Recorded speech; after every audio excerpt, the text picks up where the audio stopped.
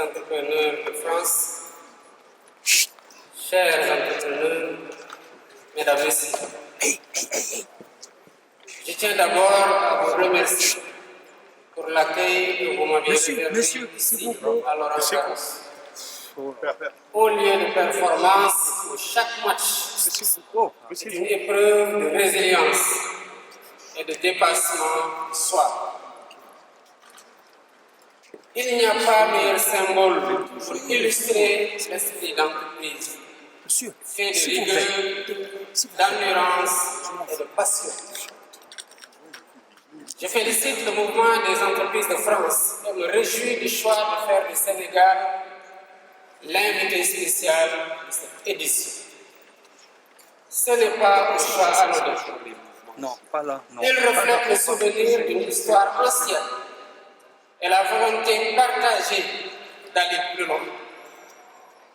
C'est le sens de ma présence ici parmi vous, pour continuer le chemin en nous délestant des pesanteurs de l'histoire, pour dialoguer, surmonter les obstacles et bâtir ensemble des fondements de partenariat novateurs et mutuellement bénéfiques. Je sais que chacune de vos expériences respectives est une leçon de vie pour exister, se développer et marcher vers le progrès, parfois tomber, mais se relever.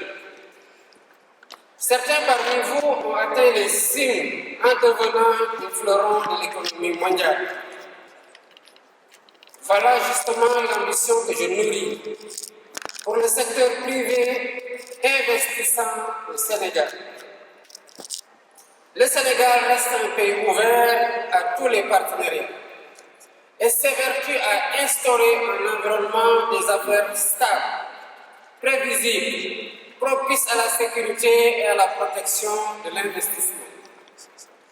Vous y avez toute votre place dans un contexte mondial de compétition et, hélas, de guerre commerciale de plus en plus ardue. Monsieur, Malgré cette conjoncture mondiale quelque peu rigueuse, nous avons un atout commun, celui d'une dynamique bilatérale positive.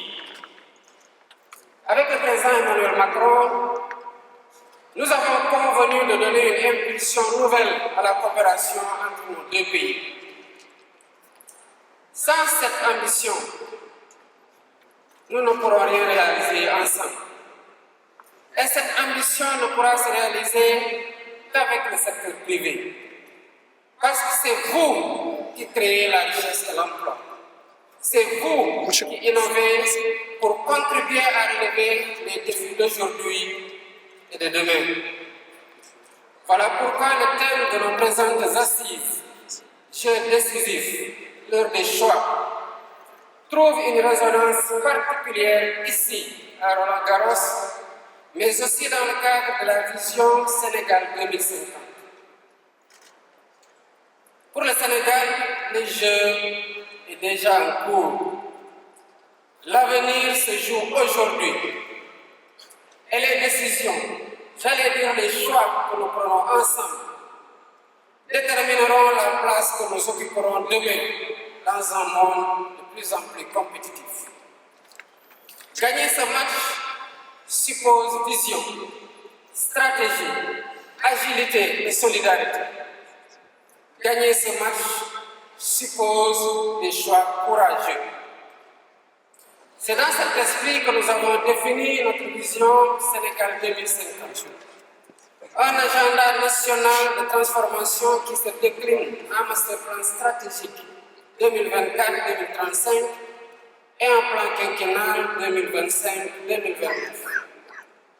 Ce cadre rassemble nos projets et programmes prioritaires et ouvre des perspectives claires d'investissement et de partenariat.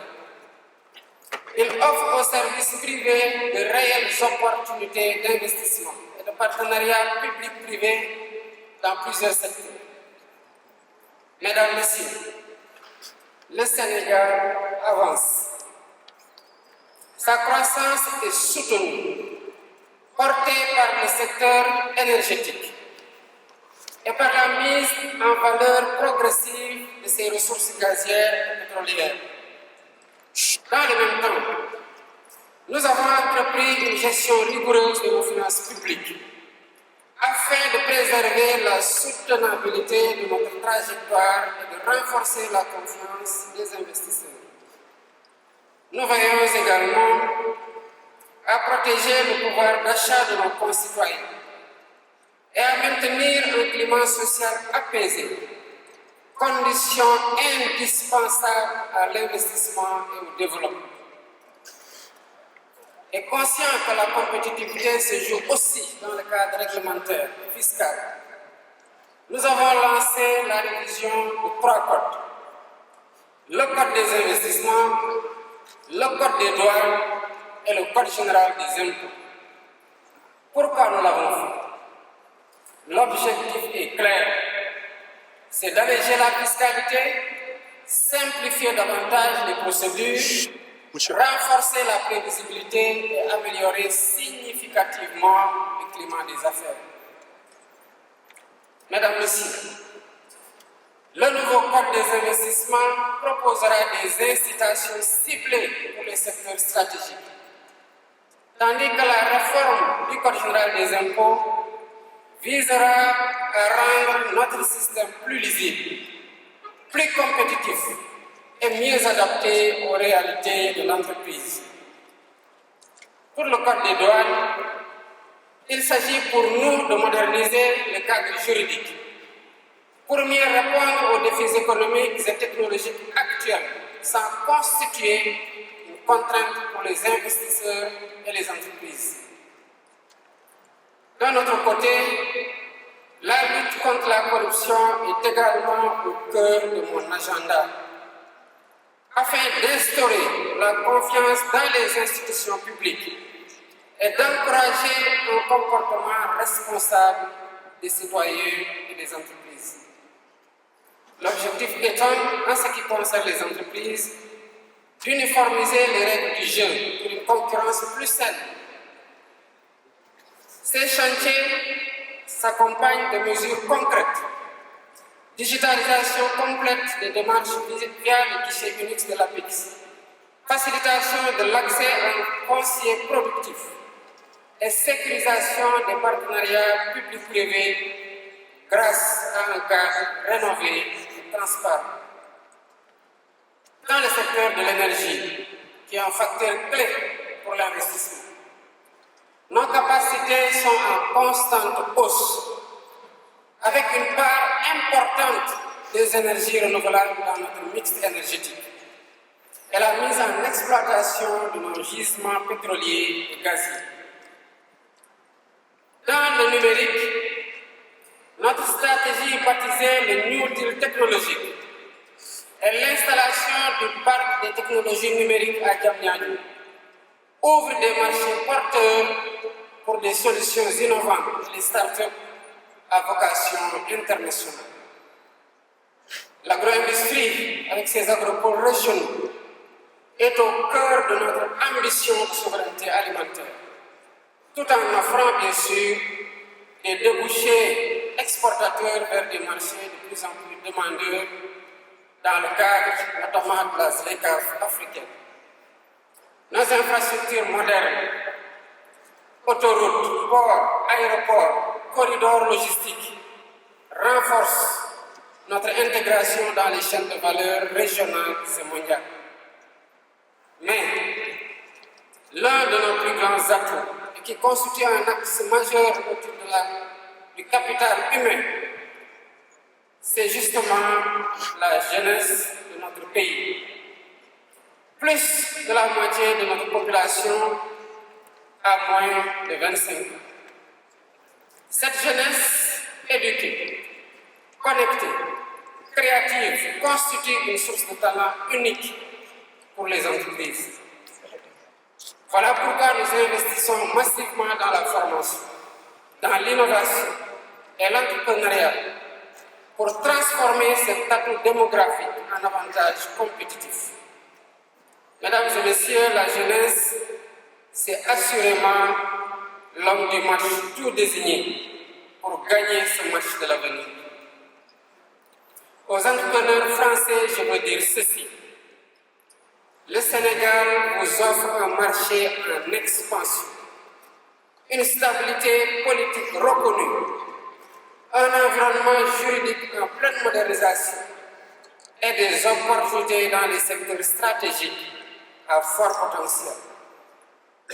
De plus, vous avez des atouts et non les moindres. L'histoire que nous partageons, la connaissance du terrain que vous avez, la proximité géographique et des traditions juridiques et une langue commune à nos deux pays. C'est le temps pour vous de jouer le jeu décisif et dans vos choix les plus éclairés, portez votre regard vers le Sénégal. Sur le fondement de ces avantages comparatifs que j'ai cités tantôt, nous pouvons travailler ensemble dans un esprit de partenariat renouvelé, orienté vers l'innovation, la durabilité et la quête conjointe de nouvelles opportunités. C'est dire, mesdames, messieurs, que le Sénégal est prêt non seulement à jouer le match, mais à le gagner avec vous. Un partenaire actif, ambitieux et engagé. Je vous invite donc à jouer le match de l'avenir avec nous, à le gagner avec nous, pour célébrer avec nous notre victoire commune. Je vous remercie.